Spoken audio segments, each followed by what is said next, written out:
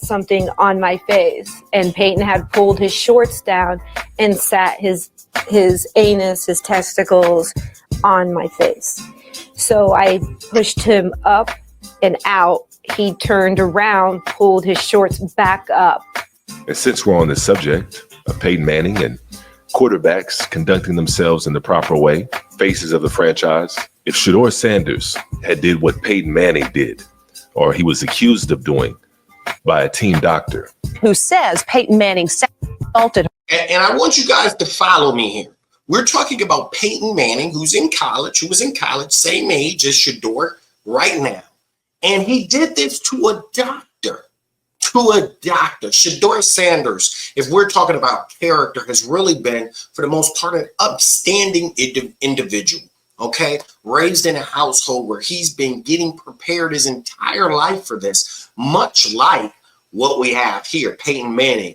But did he do something as wild as this? And then what happened to Manning after this act? Was he held on the same standard and ridiculed to the same degree, and was his character criticized? Was the NFL scouts and quarterbacks as critical of him after in this situation as they are of Shedeur now? And if Shedeur did this, what would be happening to him?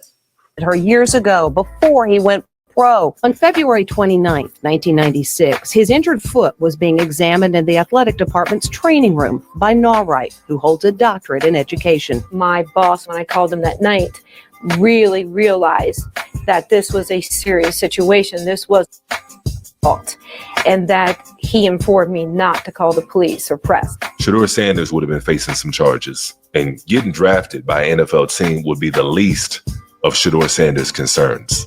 But this is a story we never heard about. I didn't hear about this story until a few years ago, until long after Peyton Manning was retired. This is a story that they buried, and they purposely did it.